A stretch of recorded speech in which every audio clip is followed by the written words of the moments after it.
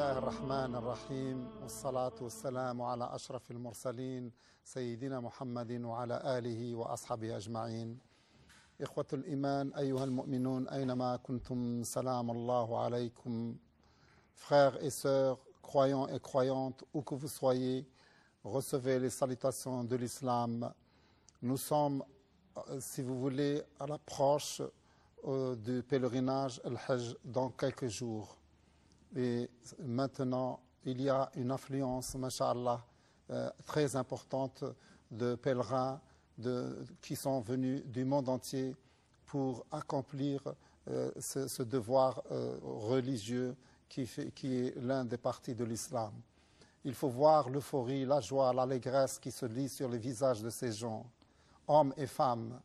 Nous sommes vraiment émus, ébahis et à la fois ravis de les voir ici sur cette terre sainte, la terre qu'ont foulé les prophètes, les messagers d'Allah Azza wa Jal, exalté soit-il. Nous espérons, Inch'Allah, que ces pèlerins arriveront à leur but, celui de satisfaire Allah, le Tout-Puissant, le Maître de la royauté, l'Omniscient, l'Omnipotent. Sur ce, nous entamons cette émission qui est la suite de celle que nous avions effectuée la fois dernière, c'est-à-dire la nuit dernière, sur les obligations du Hajj, en accord avec mon frère ici, que j'invite en votre nom et que je remercie également, mon frère Youssef Hassan Diallo. Bienvenue, Cheikh Youssef. Merci. Salam alaikum. Cheikh Youssef, alaykoum salam. Déjà, l'écho de cette émission, Cheikh Youssef, a fait le tour de la planète puisque nous sommes diffusés, si vous voulez, dans les 5 continents, notamment en Australie, en Afrique, en Europe. Et déjà, les échos arrivent comme quoi c'est la première, l'une des chaînes primordiales concernant l'entité musulmane à travers la planète, notamment ceux qui ne s'expriment pas en langue arabe. Et nous remercions les gens qui ont envoyé leur message à travers les réseaux sociaux. Et je vous remercie en même temps, comme je remercie les fidèles musulmans et musulmanes qui suivent cette émission, qui suivent Iqra, la chaîne du monde, la chaîne du musulman. Cheikh, bienvenue. Et nous avions la fois dernière évoqué, si vous voulez, les piliers du Hajj. Et puis nous avions entamé, tant soit peu, les obligations du pèlerinage. Alors, je vous cède la parole. Merci, barakallahu fik. Bismillahir rahmanir rahim. Alhamdulillahi rabbil alamin. Wa sallallahu wa sallam ala nabiyyina Muhammad wa ala alihi wa sahbihi ajma'in. Subhanaka la ilma lana illa ma 'allamtana innaka antal alimul hakim. اللهم لا سهل إلا ما جعلته سهلا وأنت تجعل الحزن إذا شئت سهلا. Mes chers téléspectateurs et téléspectatrices de la télévision internationale Iqra, comme d'accoutumé, je vous salue par la formule de salutation de l'islam, celle des compagnons du paradis, en vous disant Assalamu alaikum wa rahmatullahi wa barakatuhu, que la paix de Dieu et sa miséricorde infinie vous accompagne. Avec nous aujourd'hui donc, en parlant de cette deuxième partie de l'exposé à faire sur le déroulement du pèlerinage, nous sommes donc aux obligations du Hajj. Oui. Nous avons déjà parlé les fois passées, après l'aperçu général sur le pèlerinage, nous avions eu à énumérer les piliers du pèlerinage. Aujourd'hui, donc, Dr Abdallah, nous allons entamer les obligations du pèlerinage. Et nous allons commencer par la première obligation, selon un peu l'ordre toujours, parce qu'il faut suivre le pèlerinage du début vers la fin. Oui. Alors, nous commençons par la formulation de l'intention au niveau des lieux de sacralisation. Oui. Parce que nous avons vu parmi les piliers que l'intention est un pilier. Oui. Mais formuler l'intention au niveau du point de sacralisation n'est pas un pilier, mais une obligation. Masha'Allah, oui. Une obligation, quelle est la différence entre l'obligation et le pilier? Le pilier est plus important que l'obligation. Oui. Nous avons eu à en parler. Nous avons dit que le pilier, c'est cette partie du pèlerinage sans lequel le pèlerinage ne peut pas être valide. Oui. Tandis que l'obligation, c'est une partie du pèlerinage qui est nécessaire, qui est recommandée, qui est recherchée pour accomplir le pèlerinage, et dont l'absence nécessite l'immolation d'une bête, nécessite une réparation. Oui. Ça veut dire que lorsqu'on oublie une obligation, ça peut se réparer, tandis que lorsqu'on laisse tomber un pilier, le pèlerinage est invalidé, il n'y a pas lieu d'apporter une quelconque réparation. Alors, c'est un peu ça la différence entre le pilier et l'obligation. Oui. Donc, le fait de formuler l'intention de faire le pèlerinage au niveau des points de sacralisation, nous avons eu à énumérer les points de sacralisation qui se trouvent autour du lieu saint. Les miqats. Ce qu'on appelle les miqats. Oui. Ce sont des points qui sont géographiques, qui se situent autour du lieu où le pèlerinage s'effectue, c'est-à-dire la Mecque et les autres sites sacrés qui sont autour de la Mecque. Oui. Ainsi donc, c'est une obligation en islam, lorsqu'on accomplit le pèlerinage, de formuler l'intention avant de dépasser les points de sacralisation. Masha'Allah. Ou plus précisément, au niveau des points de sacralisation. Les points de sacralisation que nous avons eu déjà à citer, Dans notamment, la première émission. Voilà, dans la première émission. Ça, c'est donc la première obligation que le pèlerin est tenu de respecter lorsqu'il vient accomplir le pèlerinage. Masha'Allah. Et là, il y a un certain nombre de questions qui se posent justement par rapport à l'accomplissement de cette obligation du pèlerinage. Oui. Aujourd'hui, les gens viennent accomplir le pèlerinage par voie aérienne. Oui. Des pèlerins qui quittent l'Europe, qui quittent l'Afrique, qui quittent l'Asie, etc., qui prennent leur avion à un point donné de départ Oui. et qui viennent atterrir directement à l'intérieur du territoire de l'Arabie Saoudite où se trouvent les lieux du pèlerinage. Bon, il se trouve qu'aujourd'hui, les premiers, selon la programmation qui est faite aujourd'hui du pèlerinage, les premiers groupes de pèlerins qui arrivent, on les débarque à Médine. Oui. Et ça, c'est une excellente idée. C'est sûr que ce qui a été bien réfléchi par les autorités, c'est pour permettre aux pèlerins de ne pas dépasser le lieu de sacralisation. Parce que la ville de Médine se trouve en dehors du lieu de sacralisation. Oui. Ainsi donc, les pèlerins, lorsqu'ils finissent leur séjour à Médine et qu'ils veulent se diriger maintenant à la Mecque où se tiendra le pèlerinage, eh bien, ils vont passer par le point de sacralisation qui se trouve à la sortie de Médine, qui est Zul Hulayfa, ou bien Abiyar Ali, l'autre appellation qu'on a donnée à cet endroit-là.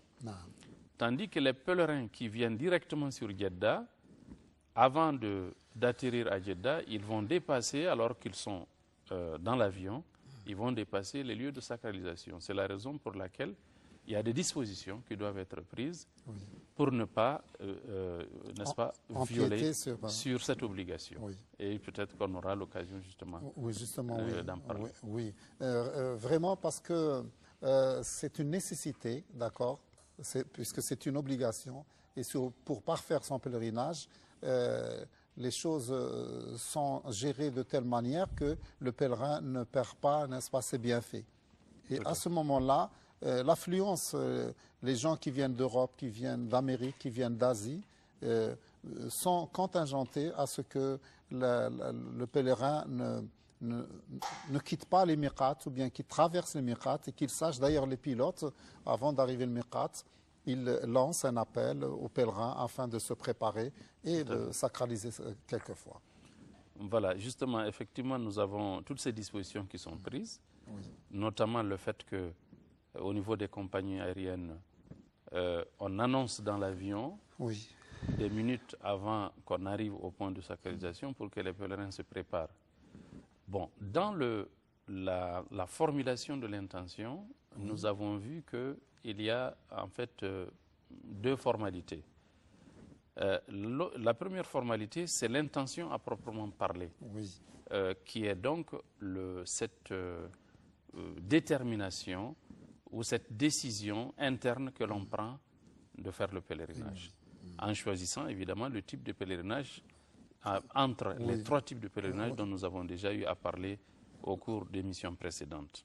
Ça, c'est la première formalité. La deuxième formalité, pour les hommes, il y a un vêtement, il y a une situation vestimentaire dans laquelle on doit se retrouver. Il y a deux étoffes qui doivent être portées par les pèlerins mâles, les pèlerins hommes. Ça ne s'applique pas aux femmes. La femme peut s'habiller comme elle veut, de vêtements, quelle que soit la couleur, pourvu qu'elle couvre son corps conformément aux règles de l'islam. Alors, donc, il y a cette situation-là. C'est la raison pour laquelle il est recommandé que le pèlerin, avant d'embarquer dans l'avion, il porte déjà ce vêtement. S'il ne l'a pas fait avant d'embarquer, une fois que l'avion décolle et que l'avion prendra sa vitesse de croisière, et qu'on annoncera donc que maintenant les pèlerins peuvent se déplacer, en ce moment-là, il serait recommandé aux pèlerins d'aller se vêtir, en tout cas suffisamment de temps avant qu'on arrive à hauteur du lieu de sacralisation qui va être annoncé par les pilotes dans l'avion. Justement, vous avez soulevé cela en ce sens que les pilotes, bien souvent, ils sont confrontés à un problème parce que le pèlerin, au lieu, disons, de faire ses grandes ablutions chez lui, dans son pays, souvent, enfin les grandes ablutions ou les petites ablutions, il oublie, et au moment de mettre son ihram, dans l'avion, il y a beaucoup d'eau qui s'éparpille, et il est recommandé à ce que les pèlerins viennent, disons, avec leurs ablutions. C'est un problème soulevé par les commandants de bord que j'ai côtoyés. Tout à fait. Et que nous devons faire passer ce message, comme quoi il faut respecter, disons, ce moyen de transport pour ne pas créer quelque chose qui est néfaste. Tout à fait. Bon, et là, il faut également préciser que si ces dispositions ne sont pas respectées par le pèlerin, eh bien, il y a une pénalité qui s'impose au pèlerin. Et cette pénalité, c'est que le pèlerin doit immoler une bête à la Mecque, quand il arrivera à la Mecque, pour justement parer à cette erreur qui a été commise, l'erreur étant donc de n'avoir pas porté, pour ce qui est des hommes, les deux étoffes qui doivent être portées lorsqu'on se met en état de sacralisation, ou bien l'autre est une pénalité pour le fait de dépasser le lieu de sacralisation. Parce que quand on dépasse sciemment le lieu de sacralisation, avant de prendre l'intention et de porter les deux étoffes, cela également donne lieu à l'immolation d'une bête. Donc il est important de faire ces précisions à l'intention des pèlerins. Inch'Allah, Masha'Allah. De nouveau, Cheikh Youssef, vous avez la Mecque devant vous, n'est-ce pas? Vous voyez, on a les deux lieux saints à la fois qui apparaissent. La Mecque et Médine. Oui, la Mecque et Médine. Puis c'est toujours une affluence, Masha'Allah, heureuse, grandiose, magnifique pour ces gens-là qui ont mis des années, qui ont espéré, qui ont ramassé sou pour sou, qui ont rêvé, qui ont imploré Allah depuis longtemps pour arriver. Et les voici, nous espérons qu'Allah les satisfasse.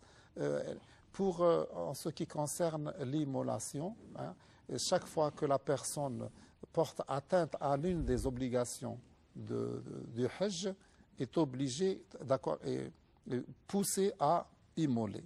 Justement. C'est donc à l'école qui prépare les pèlerins, il faut que les pèlerins, dans leur pays, soient informés, comme ils le sont en Malaisie, avant de venir. Il y a des stages, il y a une formation. Cela existe, mais c'est encore à l'état embryonnaire dans les autres pays. N'empêche que, heureusement, il y a cette émission-là qui explique la chose et je vous en remercie.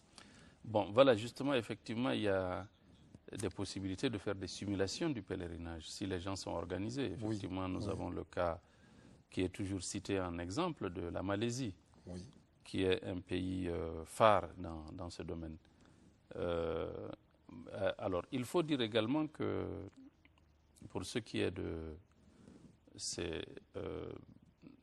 des erreurs Oui. à commettre par rapport justement à ces obligations, Donc, je vais vous interrompre pour une pause et on reprendra ça. C'est très intéressant. À ce niveau, je vous cède d'accord. l'antenne. À vous l'antenne.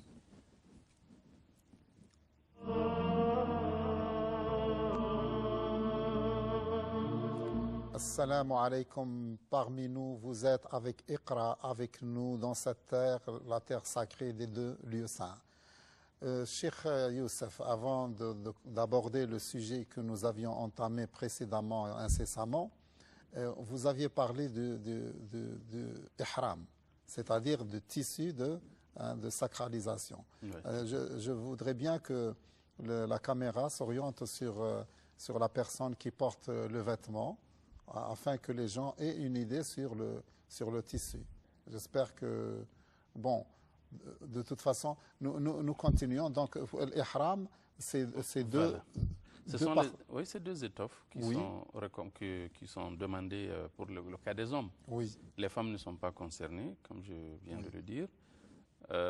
C'est connu. Aujourd'hui, c'est de notoriété publique. La manière, pour les musulmans en tout cas, tout le monde sait un peu comment les hommes s'habillent. On a les images un peu partout. Mais il faut dire également que lorsque, en cas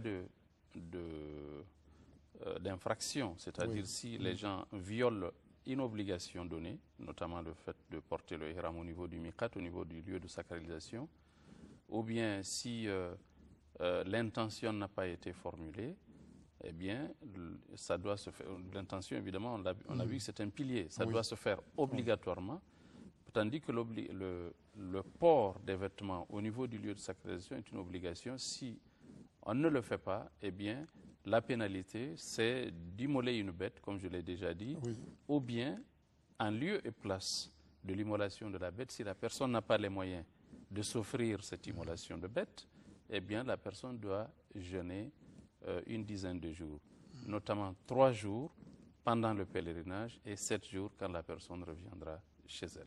Justement, je saisis cette occasion pour dire que certains ramènent l'ihram un seul et ils restent avec cet ihram jusqu'à la fin.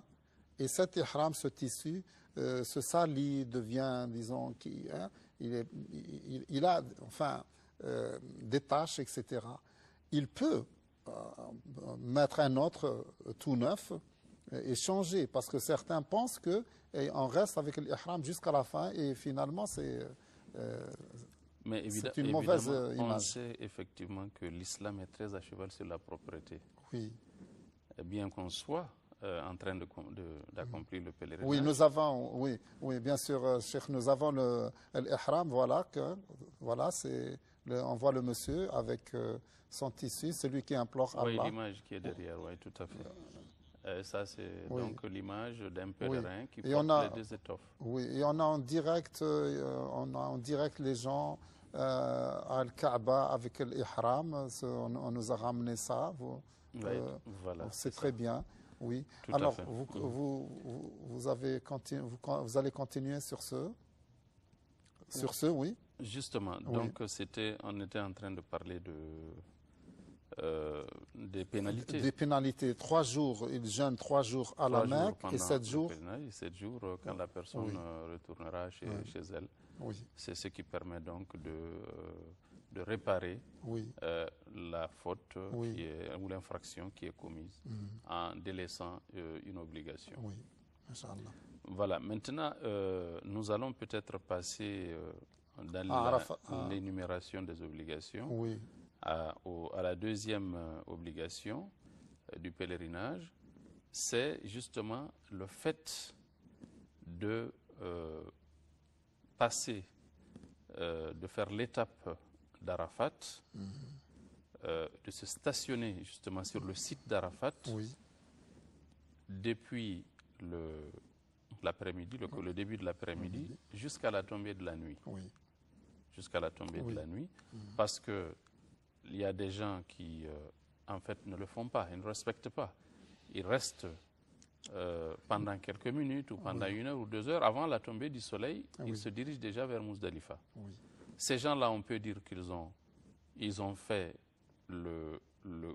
ils ont eu le pilier, ils ont respecté le pilier qui est donc de transiter par Arafat.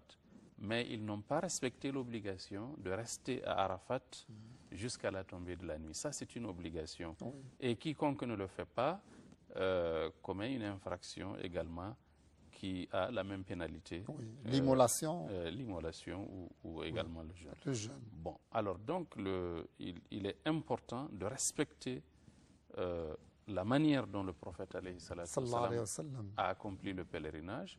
Nous avons vu les recommandations qu'il avait faites pendant le pèlerinage d'adieu.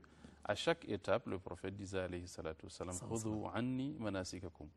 Donc, copiez ou prenez exemple sur la manière dont je suis en train d'accomplir le pèlerinage, car je ne sais pas si l'année prochaine je serai avec vous. C'est une très importante, disons, incitation, conseil. Ça me fait plaisir que l'on suive le prophète sallallahu alayhi wa sallam. Comment venir au pèlerinage après avoir parcouru 7 000, 8 000, 20 000 kilomètres pour ne rester que 30 minutes à Arafat? Une vie, puis finalement on s'estompe. Exactement.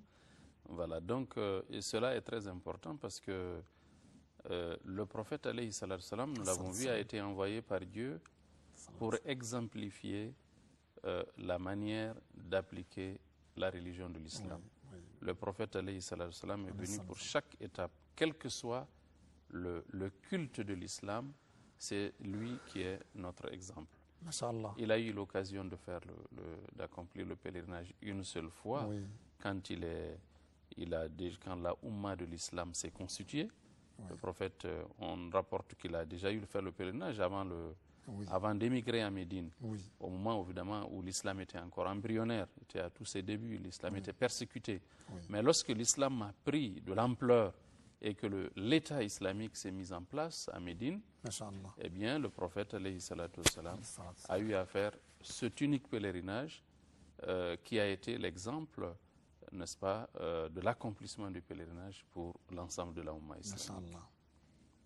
Donc là, nous sommes à la deuxième étape des obligations, le fait de passer la journée, disons, à partir de l'après-midi à Arafat. Oui, tout l'après-midi à Arafat, ça c'est une obligation. Est-ce qu'on doit détailler? Nous avions vu la fois dernière qu'est-ce qu'on fait à Arafat, les implorations, quand on va à Masjid Namira, dans la mesure du possible. Est-ce que vous voulez qu'on passe à la troisième étape ou qu'on détaille encore la seconde? Bon, ce que l'on peut dire par rapport à cette deuxième obligation, c'est que c'est pour permettre aux pèlerins, justement, de vivre pleinement le pèlerinage. À travers les invocations, à travers les prières. Le prophète, alayhi salam, après les deux prières, la prière de Zuhr et la prière de Asr, qui ont été effectuées, jumelées en fait par le prophète, et après avoir fait évidemment le fameux sermon d'Arafat, qui est dans lequel le prophète alayhi salam, a eu à à donner presque tout un testament pour la Ummah islamique. Eh bien, le prophète lui-même s'est installé quelque part. Il a dit, je me suis installé là, mais tout le reste de Arafat peut servir également de lieu d'installation. Et le prophète a continué à prier jusqu'à la tombée de la nuit. Eh bien, donc, il faut mettre à profit, justement, c'est parce que c'est une seule fois que c'est recommandé. L'obligation, c'est une seule fois d'accomplir le pèlerinage dans sa vie, une seule fois dans la vie. Donc, il faut profiter pour adresser les prières à Dieu qui est proche, qui est au ciel inférieur, comme nous l'a dit le prophète alayhi salatu wassalam. Voilà. Et après cela, quand le soleil tombe, on se dirige vers Muzdalifa. L'étape de Muzdalifa, le fait de passer la nuit à Muzdalifa jusqu'au matin, c'est-à-dire jusqu'à la prière du Fajr, de l'aube, là aussi, c'est une obligation du pèlerinage. C'est la troisième obligation du pèlerinage. La nuitée qu'il faut passer à Muzdalifa jusqu'au matin. Il est important de le dire parce qu'il y a des gens qui viennent et qui continuent sans sans s'arrêter. Bon, ils peuvent s'arrêter pour quelques minutes, ensuite ils continuent. Oui. Or, on sait que l'autorisation a été donnée par le prophète alayhi salam de continuer pour une catégorie bien précise de pèlerins. Oui. Les gens qui sont faibles, les gens qui sont au service des caravanes, etc. Oui. Les gens qui se déplacent. Bon, ces gens-là ont eu l'autorisation de la part du prophète alayhi salam, les femmes, les vieillards, les invalides, etc. Oui. Ou aussi les gens qui se déplacent et qui s'occupent, n'est-ce pas, des caravanes. Oui. Ces gens-là ont eu l'autorisation par le prophète alayhi salam de partir. Même l'Abbas avait eu l'autorisation de rester à la Mecque pour donner à boire aux pèlerins qui descendaient durant son époque. De rester à la Mecque. Oui, c'est-à-dire de passer pour aller à la Mecque pour servir les... Exactement, de ne pas attendre. Oui, et il a donné l'ordre également aux bergers de passer parce qu'ils avaient les animaux, les chamelles, Donc, les chameaux. Ce sont les gens qui sont au service des pèlerins et des caravanes. Oui, voilà, ces gens-là, ils ont l'autorisation, ils doivent être mobiles, ils doivent se déplacer. Voilà. Et là aussi, qu'est-ce qu'il faut faire à Muzdalifa au cours de cette nuitée? Est-ce qu'on reste là pour faire des prières ou bien on reste là pour faire autre chose? Il est important de le préciser. Les invocations et les prières, tout le sacrifice, toutes les dépenses d'énergie ont été faites dans l'après-midi à Darafat. La nuit de Muzdalifa est consacrée au repos. Voyez-vous? Or, il se trouve que ce repos est bien mérité. C'est la raison pour laquelle le sommeil que les pèlerins, le sommeil dont bénéficient les pèlerins à Muzdalifa est également un acte cultuel par rapport auquel ils sont récompensés par Dieu subhanahu wa ta'ala.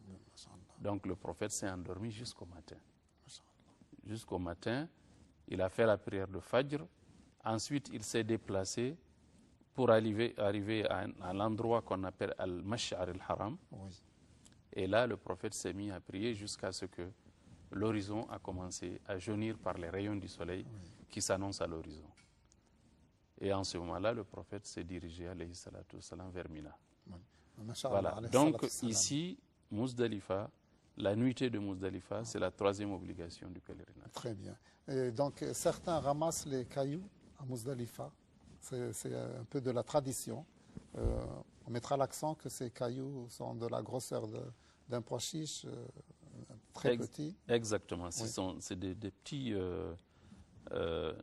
des cailloux assez petits, suffisamment petits en tout cas pour ne pas blesser la tête de quelqu'un. Lorsque les gens vont se retrouver justement à Mina pour lapider les stèles dans le cadre du pèlerinage. Donc, selon la sunna, là c'est la sunna, ce n'est pas l'obligation. La sunna, c'est quelque chose de méritoire, mais quand on le laisse, cela ne donne pas lieu à une pénalité. Alors, selon la sunna, effectivement, les pierres sont ramassées au niveau de Muzdalifa, les pierres du premier jour seulement. Le premier jour, c'est Jamratul Aqaba, c'est la principale stèle qui est lapidée. Les 7 pierres sont ramassées au niveau de Muzdalifa. Et ensuite, on se dirige vers Mina. Cela nous amène justement à la quatrième obligation du pèlerinage. Passer la nuit à Mina. Ce sont les nuitées à passer à Mina. Et là, un minimum de 2 nuits et un maximum de 3 nuits. Bon, ça c'est donc une obligation de le faire. Évidemment, les ulémas ont eu à faire, n'est-ce pas, des élaborations sur, c'est ça, sur le temps qu'il faut passer à Mina pour que l'on considère effectivement que on a passé la nuit à Mina. On a parlé notamment au minimum d'un tiers de la nuit à passer à Mina. Pour dire en tout cas que, n'est-ce pas, on a effectivement eu à passer la nuit. De toute façon, c'est une obligation. Si on ne le fait pas, cela donne lieu également à une pénalité qui est donc d'immoler une bête. Voilà. Donc, merci mon frère Hassan Diallo sur ces informations qui sont de façon vraiment vitale pour le pèlerin pour qu'il ne déraille pas de sa voie. Une pause et nous reprendrons cette émission.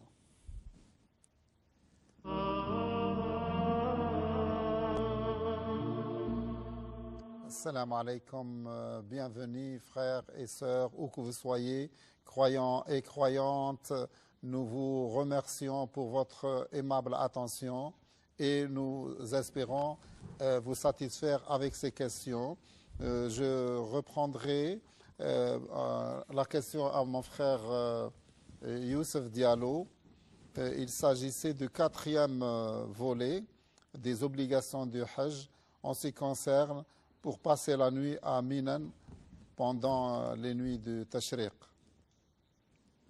Oui, effectivement, pendant les nuits de Tashriq, il y a donc un minimum de 2 nuits à passer à Mina après le jour de la fête, qui est donc après le 10 du mois de Zil Hijjah. C'est le 11 et le 12. Ça, c'est le minimum obligatoire. Oui. Si la personne veut ajouter une autre nuit, donc une 3e nuit, cela est également possible. Mais le verset a dit limanit taqa, si la personne sait qu'elle doit respecter donc toujours les règles de l'islam concernant la crainte de Dieu subhanahu wa ta'ala.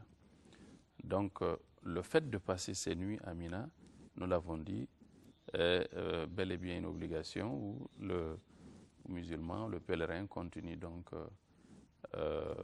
à faire ses prières, à invoquer Dieu et à rendre grâce à Dieu subhanahu wa ta'ala qui lui a permis d'accomplir le pèlerinage. Oui. Voilà. Oui. Bien, alors, est-ce qu'on en passe à la 5e étape maintenant, qui est le fait de lancer les... Oui. La 5e obligation, effectivement, c'est la lapidation des stèles, des jamrats.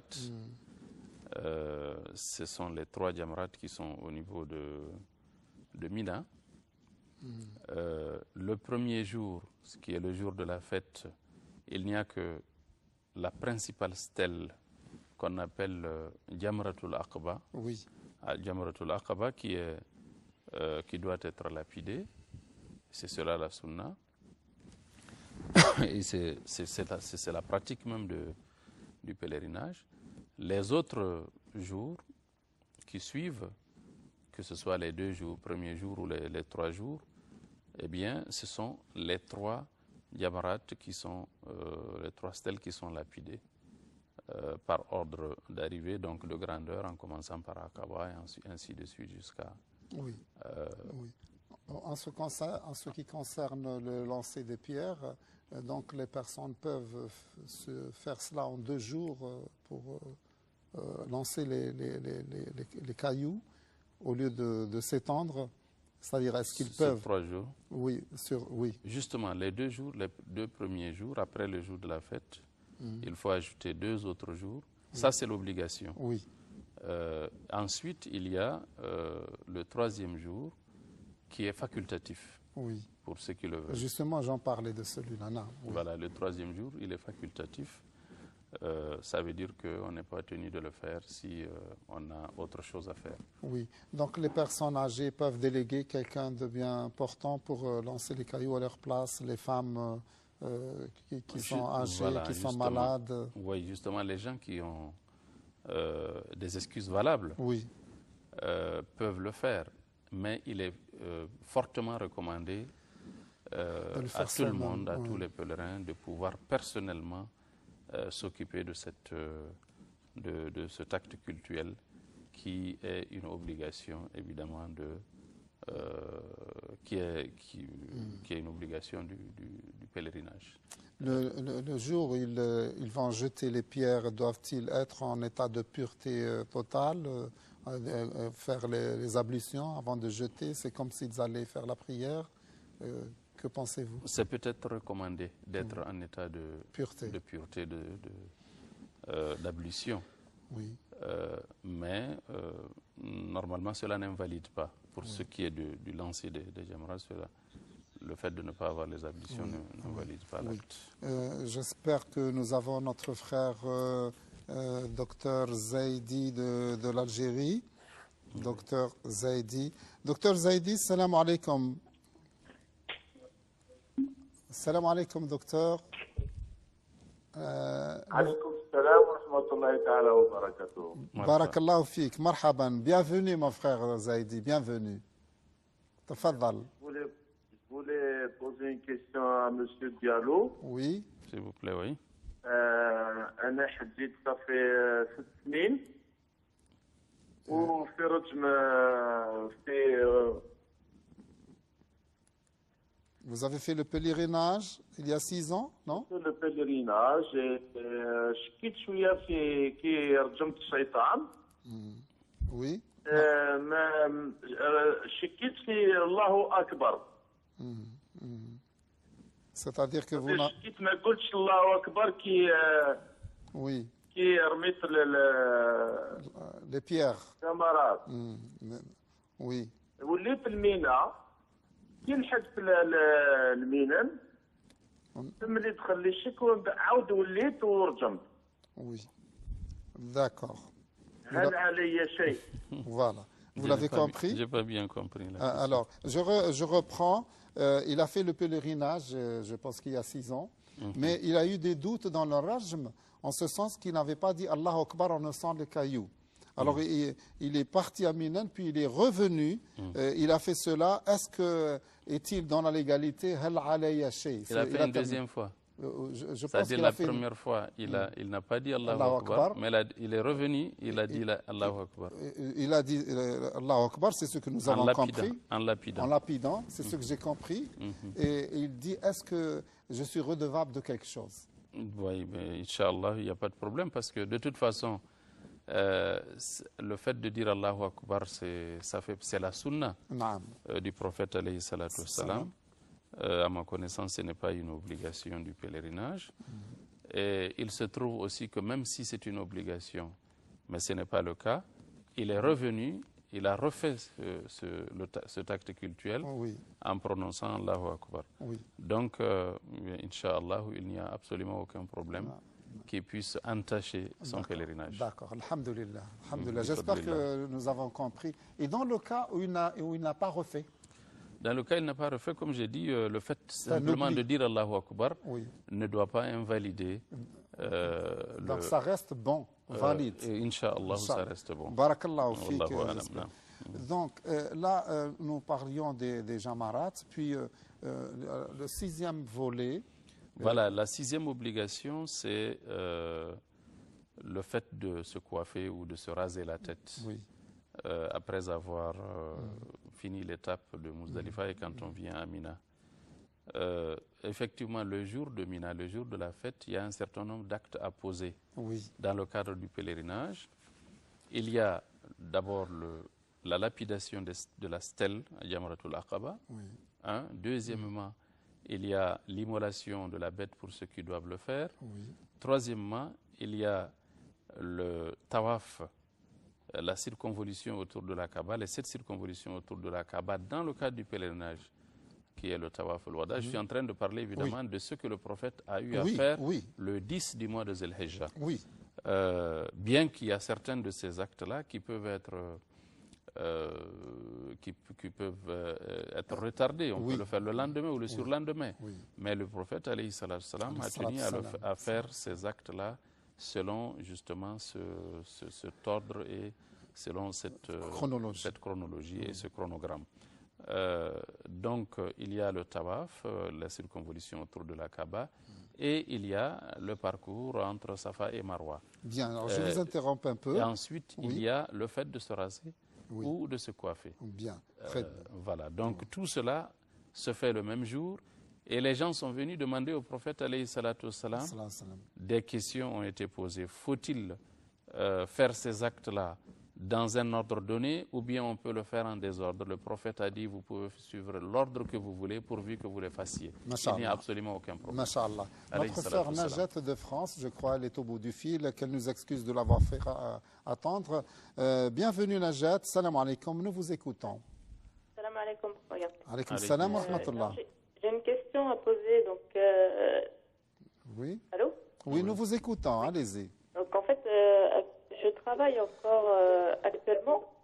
Et en fait, j'aimerais, donc avec mon mari, qu'on aille donc à la Mecque l'année prochaine. Mais le souci, moi, comme je travaille à l'hôpital, c'est qu'en France, bah, comme vous savez, c'est interdit de mettre de remettre le voile. Oui. Donc, moi, je mets le voile, donc, je l'enlève quand je rentre et quand je sors, je le remets. Oui. Donc, par rapport après, Inch'Allah, pour le Hajj, est-ce qu'il vaut mieux arrêter de travailler, aller à la Mecque et puis suivre Din Diallah? Ou alors, parce que certaines personnes disent que même si on va à la Mecque, continuer comme ça, comme si on est dans un pays où on n'a pas trop le choix avec le foulard de l'enlever dans les lieux publics. Oui. Donc voilà, Oui. c'est ma question. Donc voilà, Voilà, vous avez saisi la question. Oui, la question est tout à fait claire. Oui. La première chose à faire, c'est de prier pour cette dame, cette sœur qui a posé la question, prier pour elle et puis pour tous les musulmans, partout où ils se trouvent, pour que Dieu crée pour eux les conditions de pratiquer les religions telles que Dieu, subhanahu wa ta'ala, leur a demandé de le faire. Oui. Moi, évidemment, j'ai été témoin de cela dans ces pays. De toute façon, en islam, Dieu nous a dit dans le Coran, La yukallifullahu nafsan illa wus'aha. Dieu n'oblige aucune âme, aucune personne à faire quelque chose qui est au-dessus de ses possibilités. Dieu a dit également dans le Coran, Wattaqullaha mastata'tum. Craignez Dieu tel que vous le pourrez, tel que vous le pouvez. Masha'Allah, Masha'Allah. Craignez Dieu tel que vous le pourrez. Voilà. C'est avec ces mots concernant l'adoration d'Allah et la crainte d'Allah que prend fin cette émission d'aujourd'hui. Et nous répondrons, Inch'Allah, à la question de notre sœur Najat et la suite de notre programme demain à la même heure. استودعكم الله والسلام عليكم ورحمة الله تعالى وبركاته. عليكم السلام ورحمة الله وبركاته.